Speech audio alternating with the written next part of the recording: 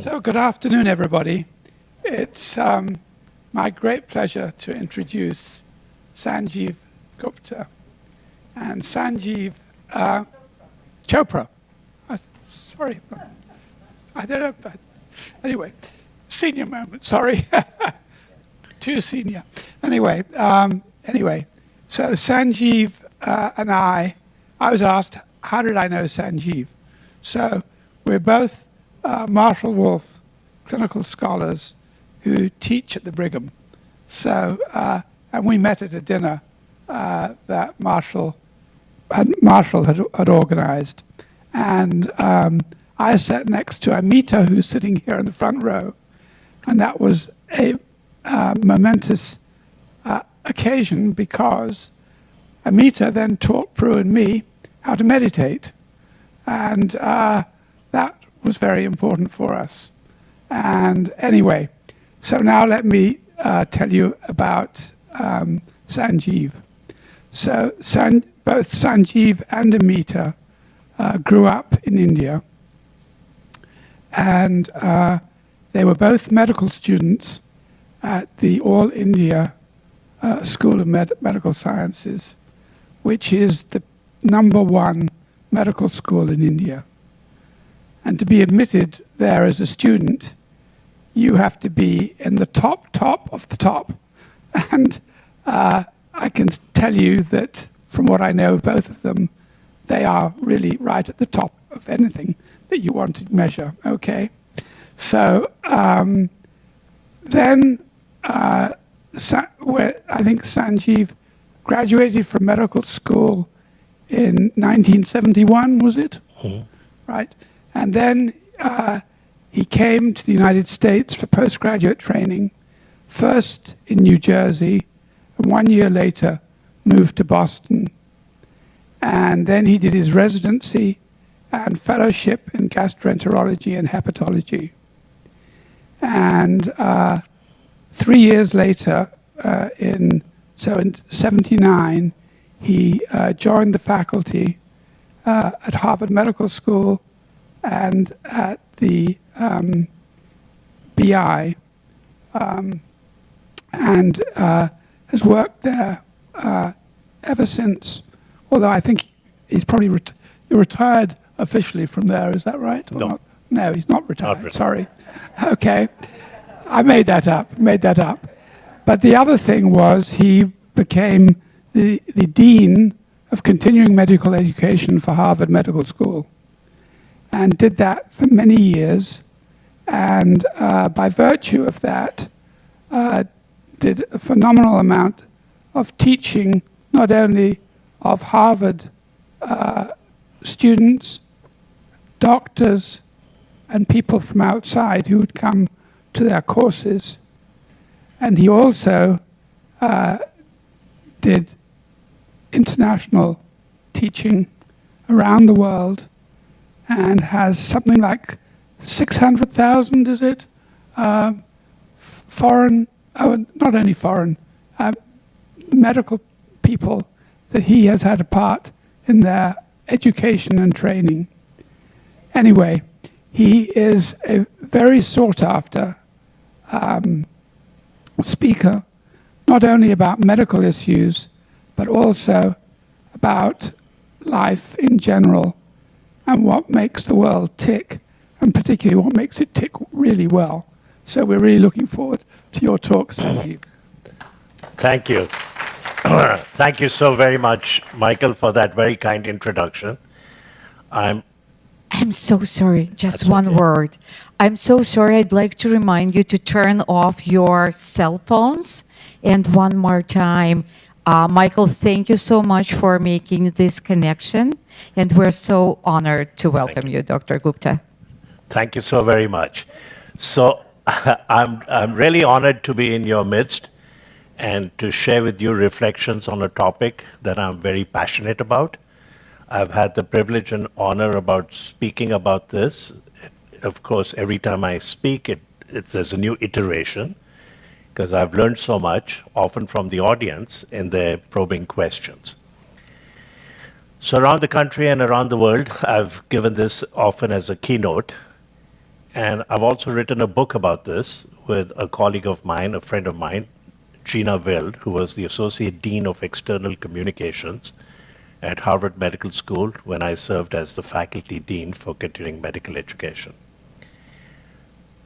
So, what are the two most important days?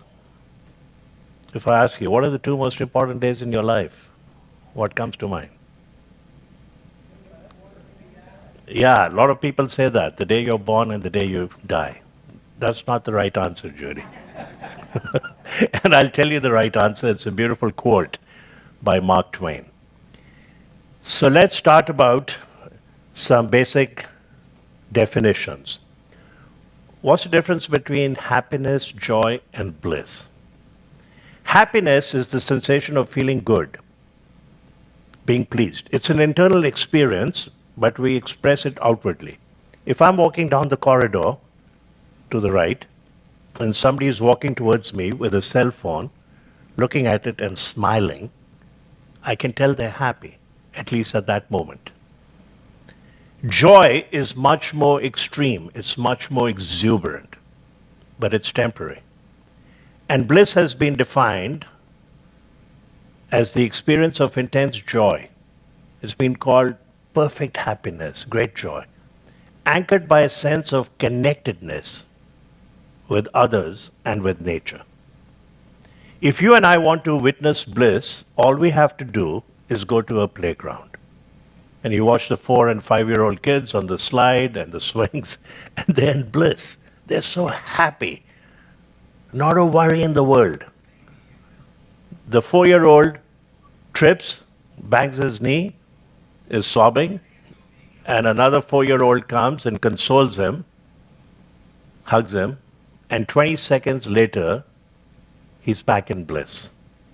We can learn so much from children. I think the children are the modern day philosophers, and I'll come back to this particular theme later in the talk. Now, all the research has shown that meaningful experiences surpass the acquisition of expensive objects in giving us happiness. So on this slide, you see a huge mansion. You see a luxury car. But you also see a beautiful scenic spot on this planet and a charity of the year. And all the research has shown that if you acquire an expensive luxury car or move into a huge mansion, you'll be happy, but for a short period of time. 3 months, 4 months, 5 months, then you get used to it. It's a house where you live, it's a car that you drive. And this phenomenon is called hedonic adaptation. Many of us are on that hedonic treadmill, and it doesn't give you sustained happiness. In contrast, meaningful experiences, charity of the year, or what you see on that slide on the left lower corner, that happens to be Milford Sound in New Zealand, one of the most beautiful spots on this planet. But you know what? You and I don't have to go to Milford Sound. We can go to the Charles River, or we can go to a coffee shop, or we can go to a bookstore with a friend and read a book. That gives you much more sustained happiness. All the research has shown that, and you know it, that thoughts can make us happy. When I give this talk to large audiences, sometimes in Anaheim, there are up to 7,000 clinicians in the audience, and I ask this question: how many of you have had a recent vacation? And a bunch of hands go up. How many of you have a vacation coming up? A bunch of hands go up. And then I say, what's wrong with the rest of you? And I say, the ones who say have a vacation coming up, raise your hands again. They raise their hands, and I say, look at them. Each one of them has a smile. Just the thought of an upcoming vacation or a nice trip or meeting your grandson or granddaughter for the first time, just the thought, even before it happens, can make you happy. And when it happens, be in the present moment. I tell young people, don't take 1,700 selfies. Enjoy the moment. Enjoy the sunset, the sunrise, the aroma of coffee, a walk in the woods, playing 9 holes of golf. And when you come back, their friends or their family will ask them, how was their vacation? How was that vacation? As they're reminiscing about it, they'll be happy. Right? Thoughts can make us happy. Very simple but powerful concept. Now, all the research has shown that people who win the lottery, I actually know a guy who used to be at Costco in Waltham, a wonderful gentleman, Reggie. And he was the guy who would check your cart as you were leaving and sign it and say, okay, you're all set. And together with a co-worker, they bought a $10 scratch ticket, 2 of them. And they won $20 million. $10 million for each of them. But a bunch of us have given him advice. He now has a passport for the first time in his life. He's traveled abroad. He's taking care of his mother and sister. He donates 10% to charity. And he's partaking of meaningful experiences. So lottery winners who do that are much happier. Otherwise, they are at the same level of happiness or below what they were a year ago. Recently, somebody who won $20 million and then absolutely vanquished it in getting rich objects, taking care of his friends and cronies. People came out of the woodwork claiming to be relatives or friends. Pay my mortgage. How did you get so lucky? He was so unhappy at the end of a year. He said, I wish I'd never bought that ticket. So 2 components for lottery winners: meaningful experiences and donating, and it's usually 10% to a meaningful charity, something that's meaningful to them. Now look at the flip side, spinal cord injury and paraplegics. And it's a pretty nasty thing to happen to anyone, right? But here's what Christopher Reeve said. Remember Superman? He was an accomplished equestrian taking part in a race, and suddenly the horse buckled and he went flying and broke his neck. And here's what he said before the year was over. I'm not living the life I thought I would lead, but it does have meaning, purpose. There is love, there is joy, there is laughter. He probably had a better appreciation of the sunset and the sunrise and the clouds and the birds chirping than you and I. He had a devoted wife, and he was a true inspiration. Rabindranath Tagore, a poet from India, he's the one who coined the term Mahatma for Gandhi, after Gandhi's work in South Africa for 20 years fighting discrimination. He said he's a Mahatma. Ma in Hindi means great, Atma means soul. He's a great soul. For the common people in India, he was simply known as Bapu. Bapu means father. He was the father of the nation. And Tagore, in 1912, wrote a series of poems in his native language, Bengali. And a year later, 1913, he translated it himself into English. And he got the Nobel Prize in Literature. Beautiful spiritual poetry. If you like poetry, it's worth reading. It's called Gitanjali. Gitanjali. And Tagore once said, I slept and dreamt that life was joy. I awoke and saw that life was service.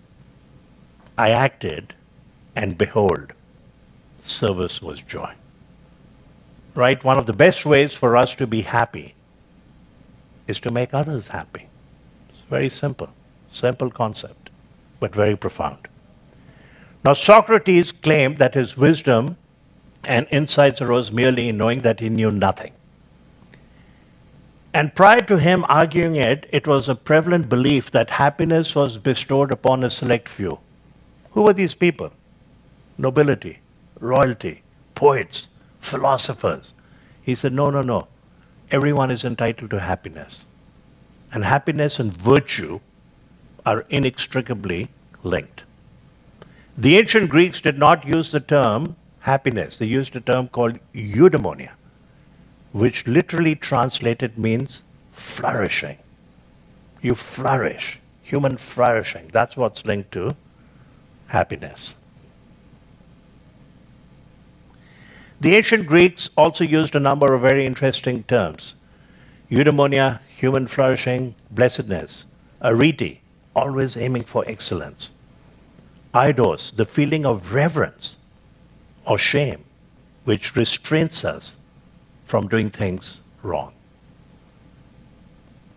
Now, what are the traits of the happiest people on this planet?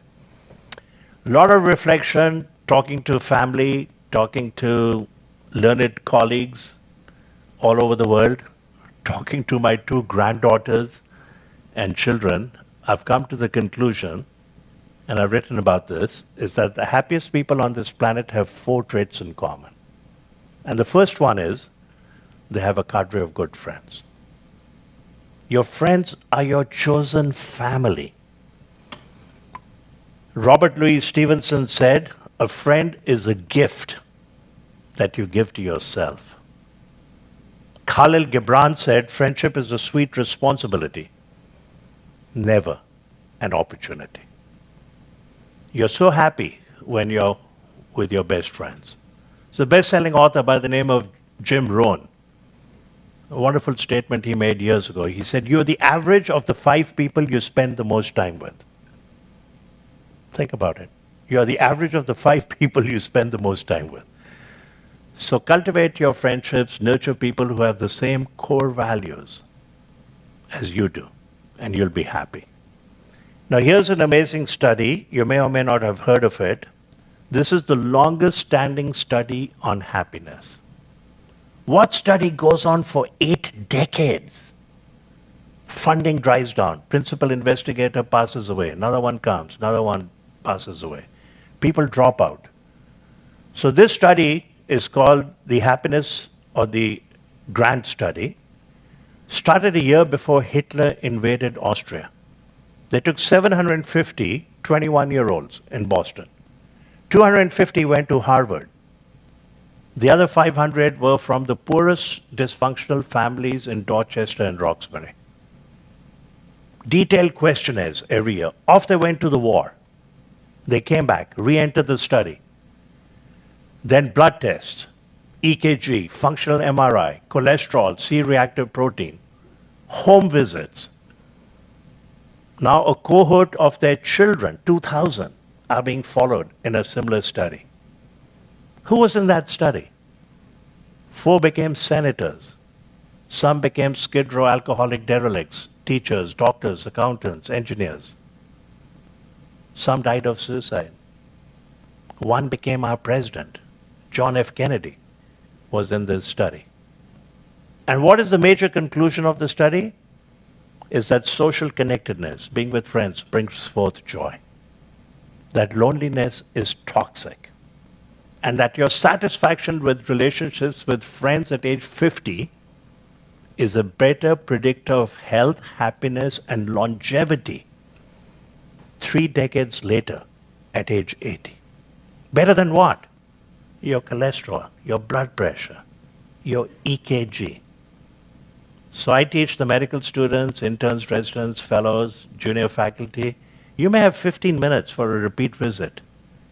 The last 20 seconds, ask them, what do they do to celebrate with friends? Point them to this study. Robert Waldinger is currently the principal investigator of this study. I happen to know him. He's actually endorsed the book I wrote on happiness, 2 Most Important Days. He's a brilliant man, professor of psychiatry at Mass General. Also very interestingly, he's a Zen monk. And he's given the #1 TED Talk by a physician. #1 TED Talk. And here it is. So you don't have to buy the book, which is on the previous slide, George Vaillant, The Triumph of Experience, all about this study. You can watch this TED Talk. What makes a good life? Lessons from the longest standing study on happiness. Now, unfortunately, as we get older, loneliness increases with age and is indeed toxic. A meta-analysis of 70 studies showed that loneliness increases the chance of dying by an astounding 26%. Genes that code for inflammatory response are turned on, and genes involved in fighting viral infections are downregulated. It's a wonderful poem by John O'Donohue about friendship. May you be blessed with good friends. May you learn to be a good friend to yourself. May you be able to journey to that place in your soul where there is great love, warmth, feeling, and forgiveness. May this change you. May it transfigure that which is negative, distant, or cold in you. May you be brought in to the real passion, kinship, and affinity of belonging. May you treasure your friends. May you be good to them, and may you be there for them. May they bring you all the blessings, challenges, truth, and light that you need for your journey. So that's the first trait, having a cadre of good friends. The second one is the ability to forgive. Anyone in the room, if you're holding bitterness or rancor against a friend, an ex, a neighbor, a colleague, my plea to you, get rid of it. It's only holding you back forth. The Buddha said resentment is like holding a hot coal with the intent of hurtling it at somebody who offended you. That person's moved on. Meanwhile, you're burning your hand. Gandhi said the weak can never forgive. Forgiveness is the attribute of the strong. And to me, the most amazing story of forgiveness is that of Nelson Mandela. How many years was he in prison? Anyone? Don't be afraid to be right. Close. 27. 27 years. Can you imagine 27 hours or days or weeks or months? And when he's released, Mr. Mandela, do you harbor resentment against your captors? And he gave the most beautiful answer. He said, I have no bitterness, I have no resentment. Resentment is like drinking poison and then hoping it will kill your enemies. He said, as I walked out the gate towards freedom, I said to myself, if I didn't leave my bitterness and hatred behind, I'd still be in prison. Right? The prison of the mind. So that's number two, friends. Second, forgiveness. The third, I've derived from a quote by Albert Schweitzer. You may remember that he was a physician, theologian, humanitarian, Nobel laureate. With his wife, a nurse, he started a hospital in Gabon, Africa, about 115 years ago. The Beth Israel Hospital, where I work, and then with Michael, I work at the Brigham, is a sister hospital of this hospital in Gabon.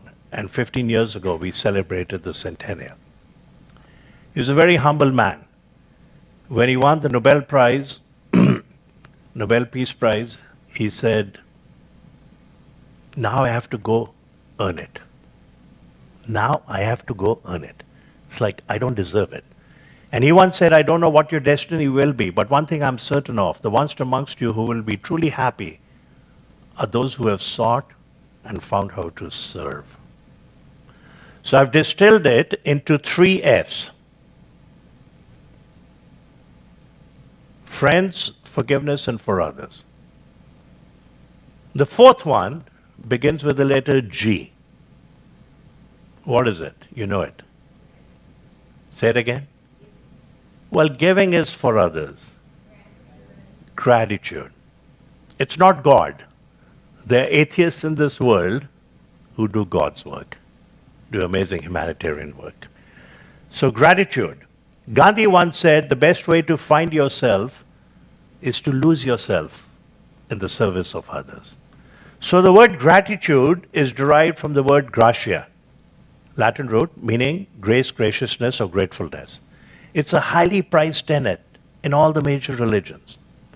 And I'm defining gratitude as the experience of something positive gained, coupled with the realization somebody else was responsible for that gain.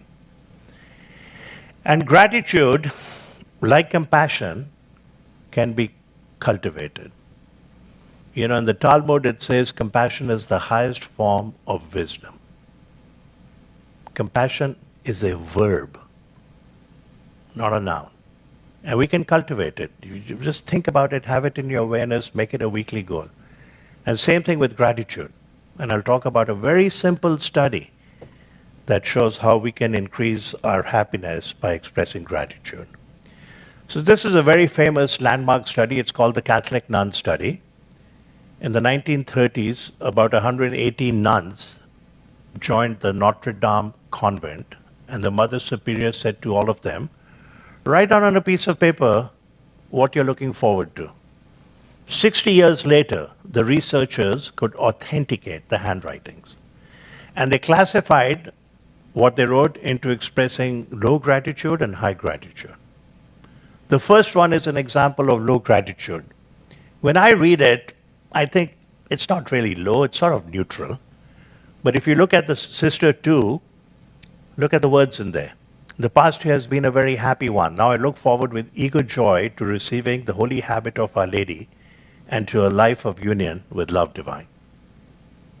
So what happened? They're all 23 when they joined the convent. They eat the same food. None of them are married. They live in the same convent. To the best of our knowledge, nobody smokes, nobody drinks. On average, the nuns who at age 23 expressed high gratitude lived 10 years longer. We had a pill that could increase our lifespan by 2.9 years to be $1 trillion pill, right?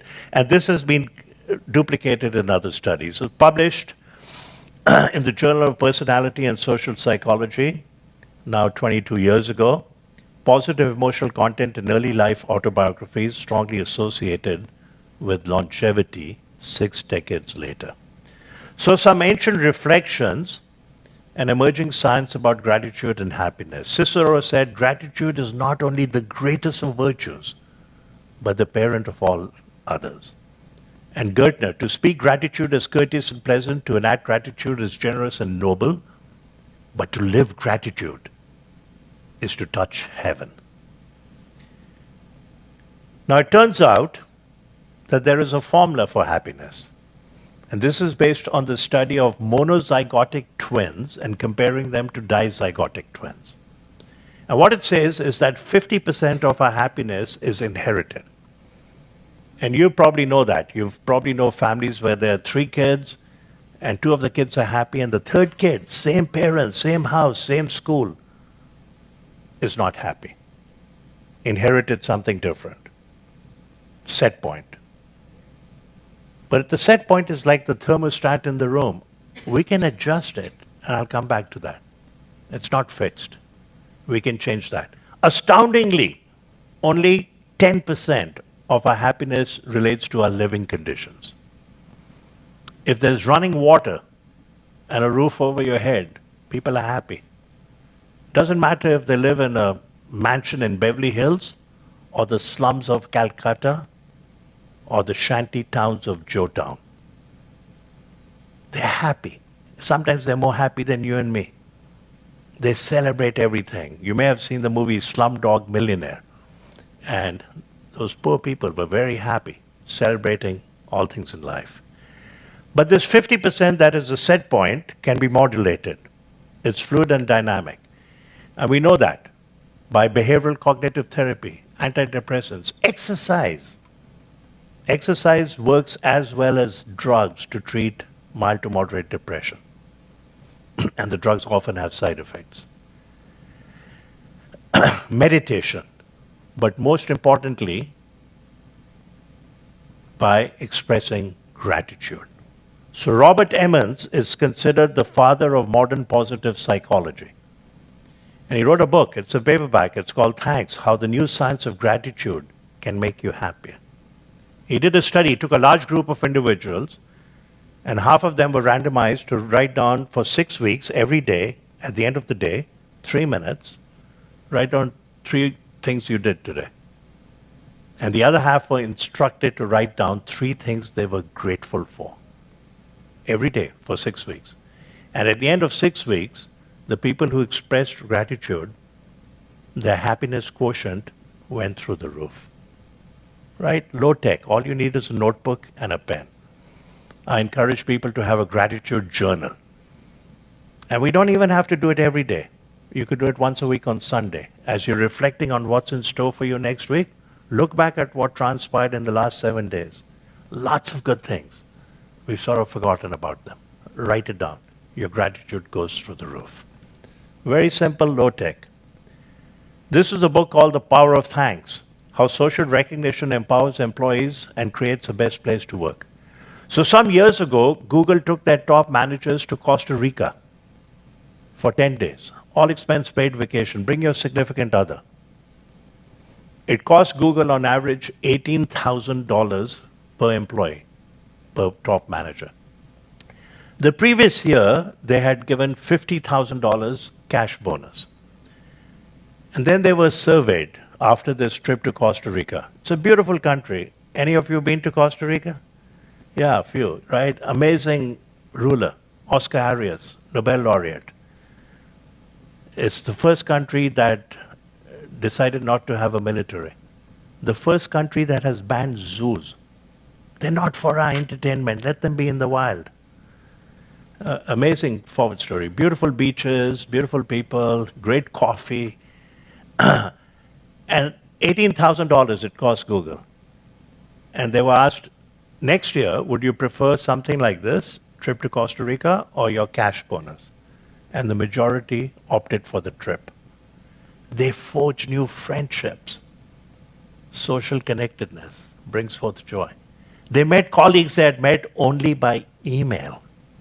Now they met them physically and made friendships. Viktor Frankl once said, happiness cannot be pursued.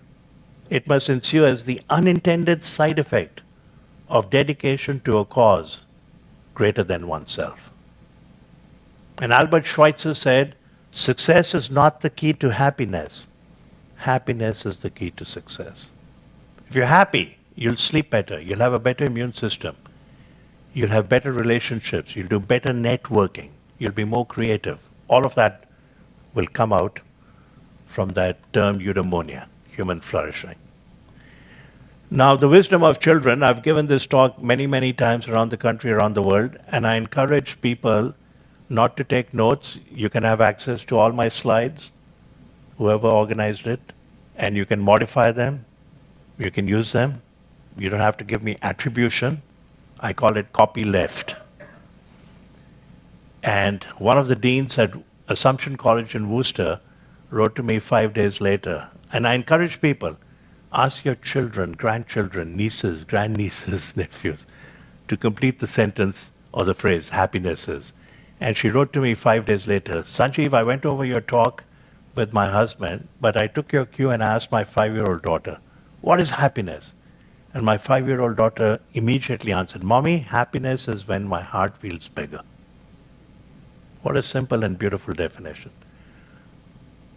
A 2 years, 10-month-old son of a surgeon at the Beth Israel. I gave this at surgical grand rounds, and he wanted to meet a week later, have coffee, and talk about life. So we met. He says, Sanjiv, my son is 2 years, 10 months of age.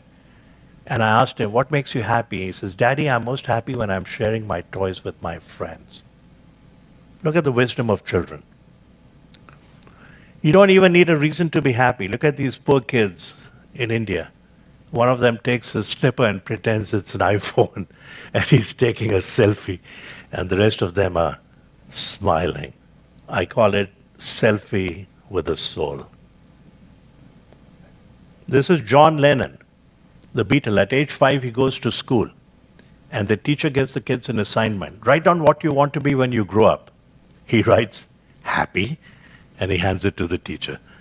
And the teacher says, John, you did not understand the assignment. And he looks up at the teacher and he says, and you don't understand life.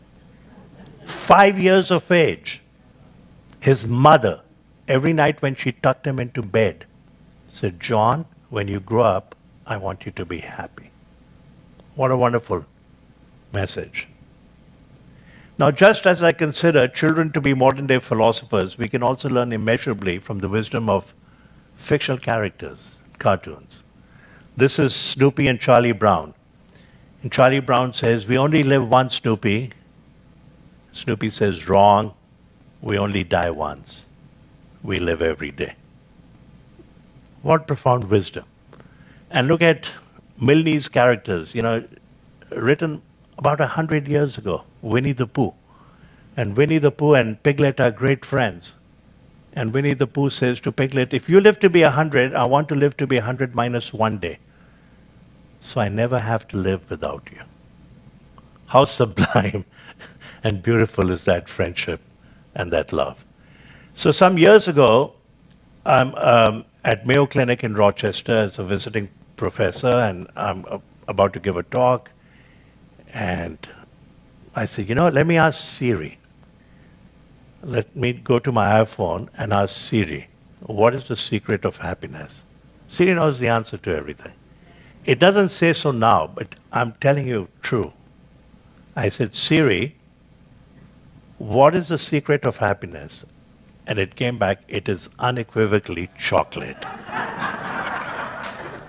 And then, as I'm going to Mayo Clinic, I go to a coffee shop early in the morning, 6:30, 6:45, I get my cafe latte, and next to me I look, there's a shop. It's a chocolate shop. Of course, it's not open at 6:45, but there's a sign in there. It says, money can't buy happiness, but it can buy chocolate, which is kind of like happiness. Now, each year, there's a listing of the happiest countries in the world. And year after year after year, it's pretty much similar. Denmark, Norway, Iceland, Australia, Bhutan, Austria, Costa Rica, Singapore, Switzerland, Sweden, Canada, New Zealand. Where's America? We're the richest, most powerful country in the world. We're 20, 23, 25. We're not that happy as a nation. Now, what's unique about Denmark? Denmark, they work 30 hours a week. They have universal health care. They have free education. They're a very proud nation. But they also partake in a social phenomenon that's called hygge. We did this in our country years ago. Now, sadly, we don't even know the neighbor 2 houses down the street. So this is called hygge, informal gathering of friends. If I'm in Michael's neighborhood, I don't call him and say, Michael, are you at home? Can I drop by for a cup of coffee? I simply ring the doorbell. And if he's at home, Sanjiv, come on in. And you sit down by the fireplace and you shoot the breeze. You talk about life. 2 things are taboo, politics and religion, which is a good thing. You can't change the other person's mind. So we went to Denmark on a vacation with another couple we're very close to. And sadly, when I came back, we loved it. Came back, a month later, this museum opened. It's the first museum of happiness in the world. Museum devoted to happiness. I mentioned the countries, 12 happiest countries. One of them is Bhutan. It's a small country nestled in the foothills of the Himalayas. 40 years ago, the ruler said, we don't care about GDP. We care about gross happiness product. They have a ministry of happiness. They track every individual's happiness level every year, hoping to improve it. Now, it's a small country, but still remarkable and enlightened ruler. So this is the first happiness museum in the world. I also learned recently that in Denmark, when kids go to school between ages of 6 and 16, so that's, let's say, 10 years, every week there's a mandatory interactive class for these students. On what? Empathy and compassion. They're teaching them at a young age to be tolerant. It should be a compulsory class every school all over the world. So we've talked about 4 things: friends, forgiveness for others, and gratitude. But happiness is more than the sum total of happy moments. And in order for you and I to have sustained happiness, we have to find our purpose in life and live it. There's a wonderful quote by Mark Twain. He said, the 2 most important days in your life are the day you're born and the day you find out why. Each one of us has a singular purpose in life. If you can find your purpose in life, you'll be very happy. Now, I do a happiness workshop with a brilliant spiritual friend of mine, Adrian Wilkins. And what we did was we gave everyone in the workshop 33 by 5 cards. If you haven't found your purpose in life yet, for the next 30 days, At the end of the day, jot down 3 things you did and give it a rating from 1 to 10. 1, you were miserable. 10, if you're lucky, you were in bliss. Right? There'll be lots of 3, 4, 5, 6, 7, 8. At the end of a month, line them up on a table. Cross off 1, 2, 3, 4. Look at 5, 6, 7, 8, 9. That gave you happiness. That gave you joy. Maybe even bliss. Your purpose is lurking in there. It's a very simple way for young people to find their purpose in life. Now, sometimes defining your purpose can come either by reflecting on it, as I mentioned, or by virtue of a key moment in life. That key moment is often very stark, it's very negative, it's very jolting, it's very momentous. But the person experiencing it has the fortitude, the grit, the compassion, and the love to say, not acceptable. I think I'm going to make a dent here. They start off, and before you know it, becomes their life's purpose. Most of us will experience sorrow. When you experience the abyss of sorrow and emerge stronger and with a very clear purpose, that's when you have triumphed. Back to Viktor Frankl again, who said, "We who lived in concentration camps can remember the men who walked through the huts, comforting others, giving away their last piece of bread. They may have been few in number, but they offer sufficient proof that everything can be taken from a man.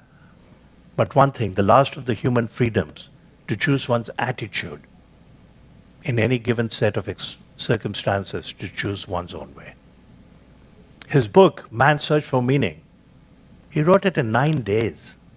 I read that book every year in order to remain inspired. An amazing book.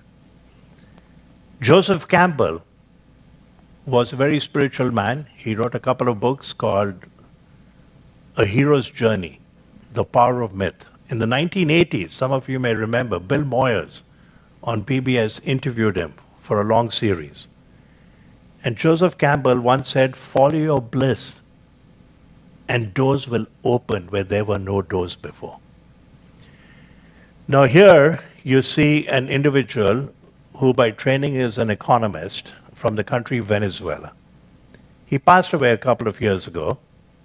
Some years before that, he was honored at the Harvard commencement to receive a doctorate. There were only 2 people that year, Oprah Winfrey and Abreu.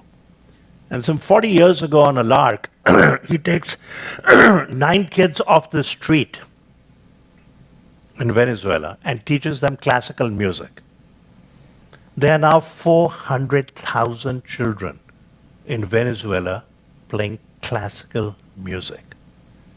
90% come from impoverished families. They'd be on drugs, in gangs, or even dead. 400,000. The government subsidizes the program. It's called El Sistema, the system. It's now been duplicated in LA, in Boston, in Greece, in Scotland, in many different countries.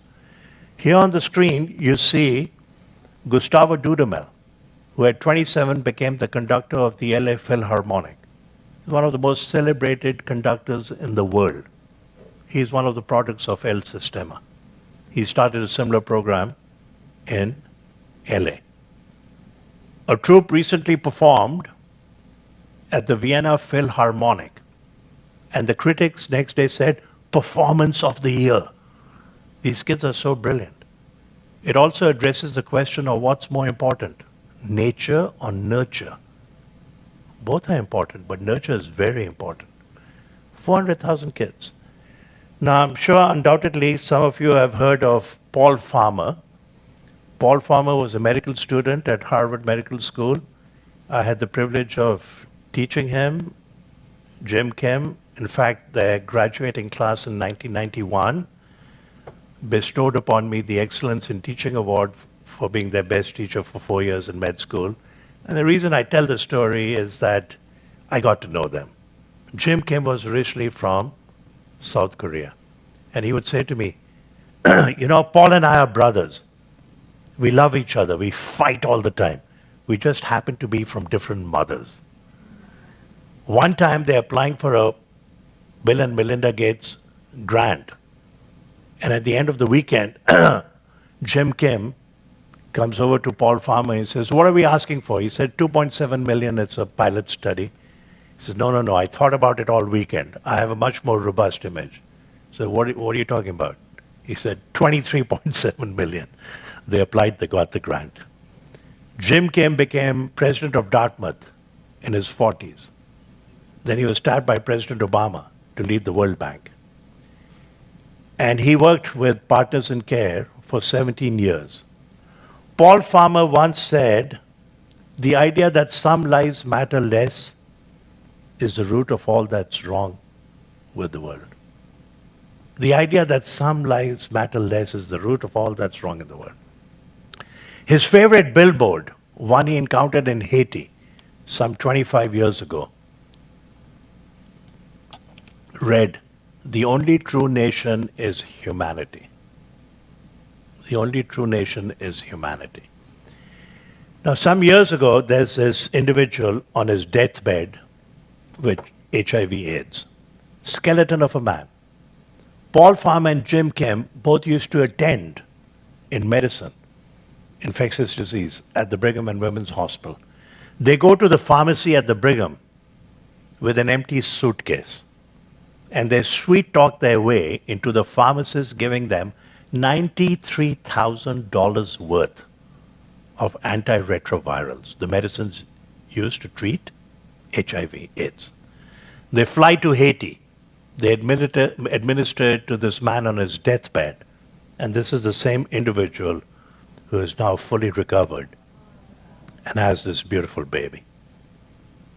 The story of Paul Farmer's work is told in a wonderful book by Tracy Kidder. Tracy Kidder is a 3 times Pulitzer Prize winner.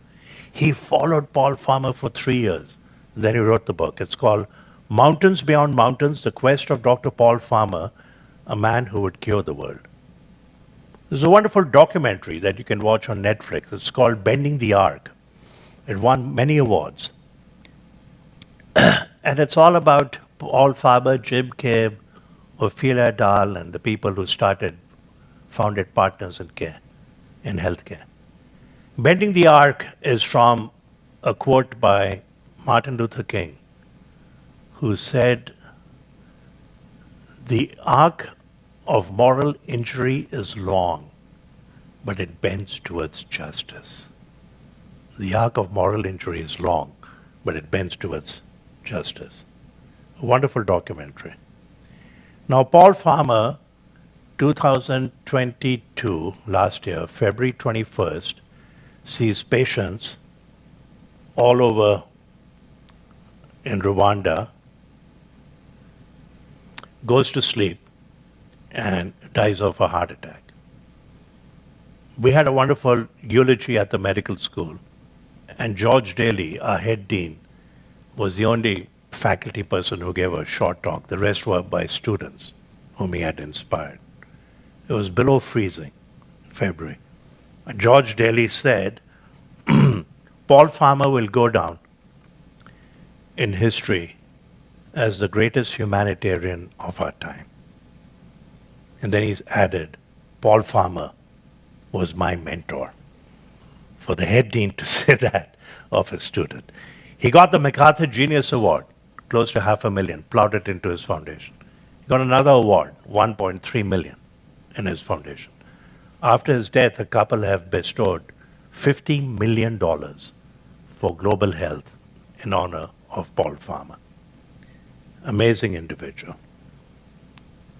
Saint of a guy. Now, inspired leadership during coronavirus crisis. This was on the cover of Forbes magazine. And I show this, and I show it in a different talk I give on leadership. And what you notice here is that all 7 of these individuals are women. I think one of the greatest leaders of our time is the Prime Minister of New Zealand, Jacinda Ardern. She's just retired. She became Prime Minister in her 30s. She honors the indigenous Maori tribe. She is going to a 4-day week in the government. People are more productive in 4 days than in 5 days. She, after that mass shooting in New Zealand by an Australian, was able to convince the opposition and change the gun laws in 3 months. She is investing more than $2 billion in a country of 4 million people to address mental health challenges in children. Let's do it now before they grow up and get into trouble. Training parents, teachers, psychologists, social workers. She's been nominated for the Nobel Peace Prize and she will definitely get it. Now here's a young, inspiring leader, Mariah Smith, who found her purpose in life at age 17. When she was born, she was abandoned outside an orphanage. She grew up in the orphanage for 2 years. Then a wonderful family in Virginia adopted her. At age 17, she goes with her mother to get takeout. As she's sitting in the car in the front passenger seat, she sees a man sitting on the curb. It's winter and he's shivering. Says, Mom, I'm going to give him the food. And the mother says, give him the food. So she gives them the food. They go home. She says, we got to go back. I have 2 blankets. Why do I have 2? I don't need 1. I only need 1. So she goes back, gives him the blanket. She has now given away more than 180,000 blankets.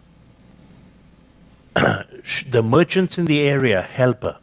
She goes at 11 o'clock at night to these parks where homeless people are sitting. Many of them have mental challenges. They're not taking their medicines. They don't want to get into a home or the hospital.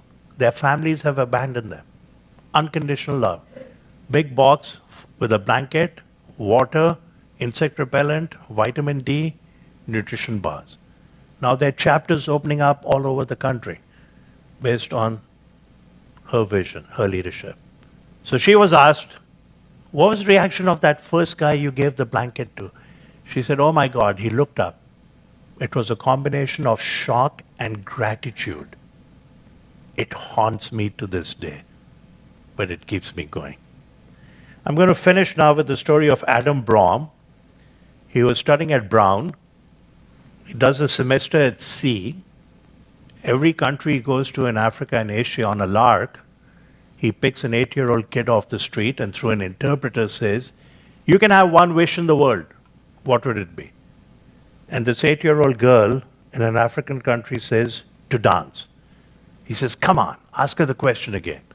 Same answer. Goes to another country, another girl, 8 years of age. She says, for my mother to be healthy, hold my hand and walk me to school. He goes to India. He's mesmerized, despite the crowds and the filth. And he meets an 8-year-old beggar boy. Same question through an interpreter. You can have one wish in the world. What would you want? And the boy says, a pencil. He says, what? Ask him again. And the interpreter asks him and he repeats it, a pencil. He begs outside a school. And these kids come out of school waiting for their rides. They sit on the wall next to him. They open their notebooks and they're writing and they're drawing and they're happy. They're hugging each other. He thinks his ticket to happiness is the pencil. So Adam Braun buys a whole bunch of pencils. And every country he goes to thereafter, he doles out pencils to kids on the street. He comes back to New York. He's haunted by the image of this 8-year-old beggar. All he wanted was a pencil. So he starts a foundation. It's called Promise of a Pencil. He's written a book. And he wants to build one school. It's going to cost him $40,000 to build this school in Africa. He does a fundraiser in New York. His friends using social media, they hope to raise $3,000. They raise $6,000. He goes on a trip around the country, meeting kids in colleges. Sometimes one person shows up, sometimes 2. A young lady in a small college in California says, Adam, I'm going to ride a bike from the West Coast to the East Coast. I'll raise $10,000 in pledges for you. She raises $10,000, somebody matches it, $20,000, half a school. He has now built more than 200 schools across Africa, Asia, and Latin America. Forbes magazine has listed him as in the amongst the most influential people in the world under the age of 30. He's invited to a rooftop in Manhattan, and he gets there and he feels very uncomfortable. He's 27. Everybody else is 60, 70, 80, mostly white men. And one of them walks over to him and says, Adam, what do you do? He said, I work for a non-profit, and the guy thumbs his nose and walks away.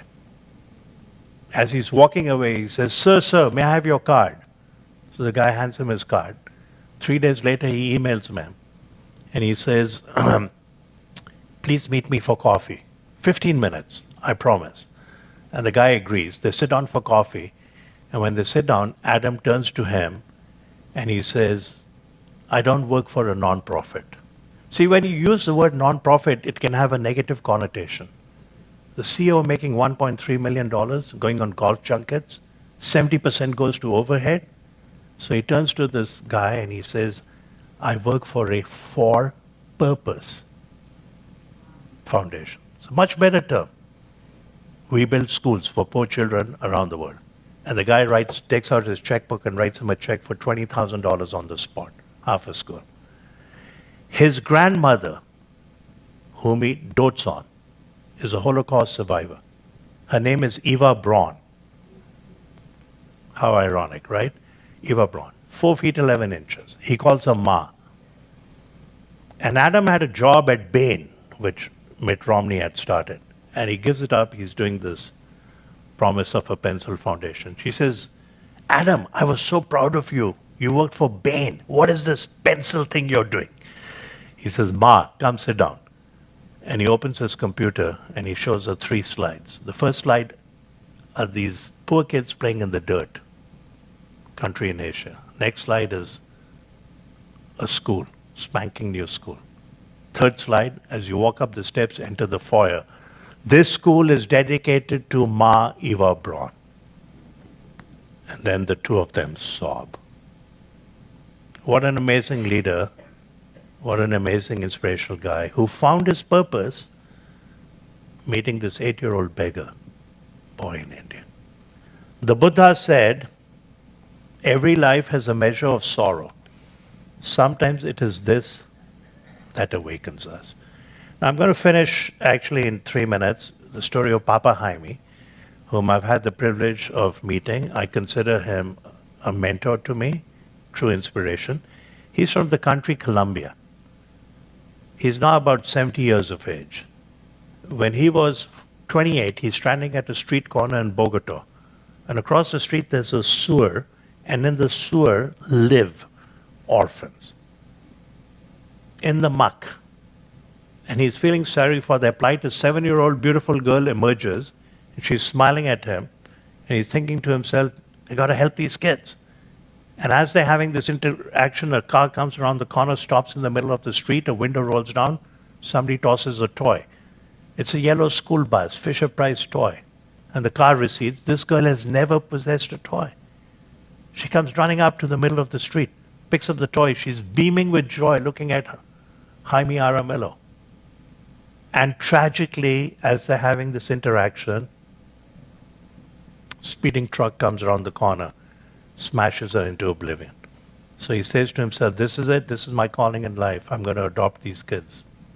He has adopted, house schooled, and fed more than 52,000 orphans. So he's a national hero. So I said to him, I said, Papa, how do you pay for this? How many staff do you have? Sanjiv, I have a bakery. The only thing we make is cookies. I've convinced all the restaurants in Medellin, Bogota to put a cookie jar next to the cash register. As people are leaving, they grab a cookie. There's a shoe box. People said, you need padlocks? I said, no, I trust the people. So the shoe box, they drop change. And I get 50% of my needs that way. I said, what about the other 50%? He said, I'm a motivational speaker. I speak all over Latin America. I plow my honorarium into the foundation. I said, Papa, come on, that doesn't cut it. I know what motivational speakers get. So he smiles, he says, you're right. You know, Sanjiv, every time I need money, out of the blue, somebody helps me. He says, 3 weeks ago, I needed 41,000 US dollars. So I go to 3 banks and they turn me down. Say, Papa, you already got loans with us. at a rate so low, don't even tell anyone, but we can't give you more loans. So he's coming back to his office. There's a street woman across the street. She recognizes him. Papa Jaime crosses the street and gives him a hug. And he turns to her and he says, "Are you hungry?" She sort of nods. She says, come to the office. So she's sitting in the office having coffee and eating cookies, and he's on the phone calling 3 other bankers, and she can tell that he's being turned down. So she looks at him. She says, "Papa, how much money do you need?"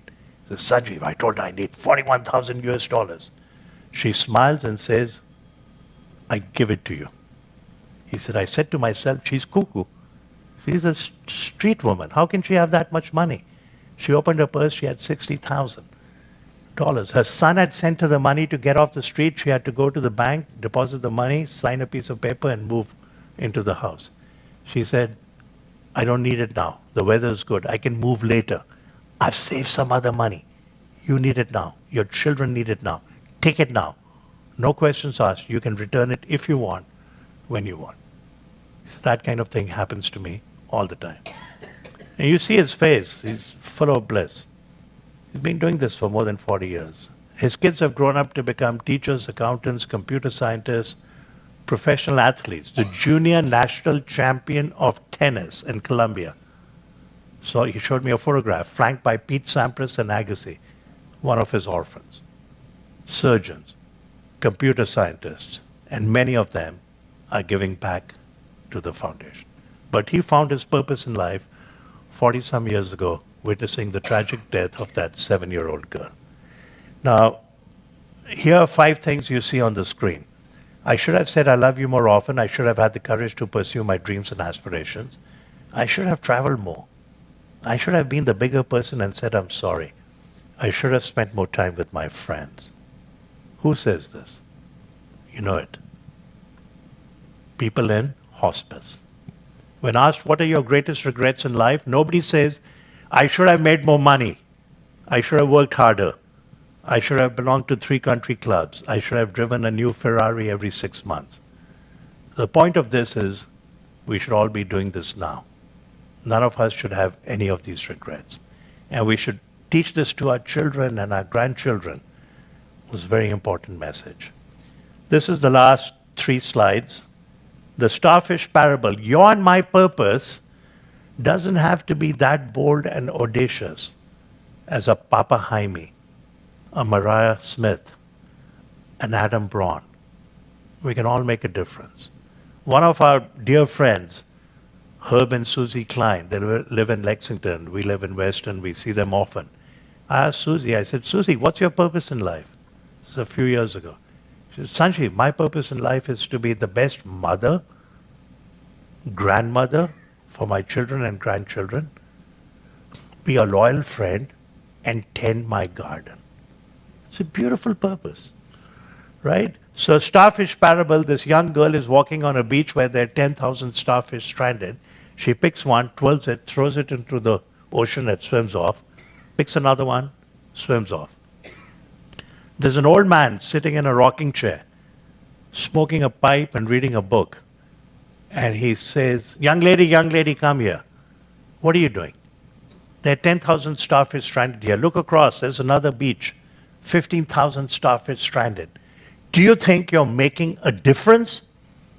So she picks a starfish, twirls it, throws it, it darts off. She turns to the old man and says, "It made a difference to that one." Right? You can save one life, and it can have a cascade effect for generations. Save one life, you can save the world. So I'll conclude by sharing with you my purpose in life, because I got asked this question every time I gave this talk. My purpose in life is to fulfill my dharma, which is a Sanskrit word that distills vocation, authenticity, truth, moral compass, to teach medicine, to teach about leadership and happiness, to do it grounded in humility with an ardent desire to learn every single day, to celebrate with gratitude my family, friends, colleagues, students, and my patients, who inspire me in countless ways, and in some small measure, inspire everyone I meet on this amazing life journey. I invite you to reflect on what gives you the greatest joy and resonates for you. You may have found your purpose, and if not, you can find it. Write it down. Take a few minutes. You don't have to do it now. You may want to share it with your closest friends and your family members. It is my fervent hope that you will find lasting happiness, give you ardent joy, and light up every single day of your life. Thank you so very much.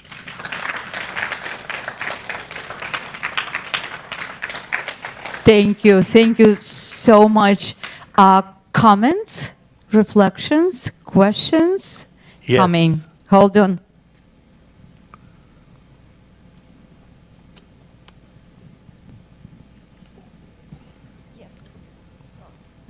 Years ago, I was moved by a speaker, an elderly man that I saw on television, and he had died, unfortunately, before this program aired. And what he said to us was, take your children to the slum areas of your city so that they can appreciate where they live. Their children aren't going to understand how lucky they are unless they're shown. And I've never forgotten that. Yeah, what a wonderful recommendation. I think, and it's at that age where children are most, impressionable. And if you can do things of that sort, and you can travel around the world or go to a slum in your neighborhood, Mark Twain once said, travel is fatal to bigotry, prejudice, and narrow-mindedness. When you travel, you realize people have the same core values. So take them to the slums in this part, or if you go to a poor country, go to the slums. There's a recent study where this family decided to exchange digital time for their children all the time on the computer, their iPhones, and do green time. Go and do some farming, go to a farm. And when the kids were asked, what do you prefer now? Green time or digital time? They all said green time. Because they were with their parents. They were doing something together in the outdoors. So there's simple things like that, right? None of this is high tech. None of this is massively expensive. None of this is a wallet biopsy. Thank you. More questions? Okay, coming. So, Sanjiv, that was wonderful. So I guess I have, it's not really a question, but I'd like you to comment. As you know, the Brits have a minister for loneliness. And I was struck by Bhutan having a minister for gratitude. And maybe you'd like to comment on that. Yeah, Bhutan is a small country, so it's doable, and an enlightened leader, so 40 years ago, created a Ministry of Happiness, and now they track everyone's level. Britain, I think, in general, whether it's the weather or whether it's what they've done over the centuries, they tend to be very reserved, right? The British tend to be reserved, stiff upper lip, and that won't necessarily make you friends. And that's, to me, one of the greatest secrets in life, is to have a cadre of good friends. They're your chosen family.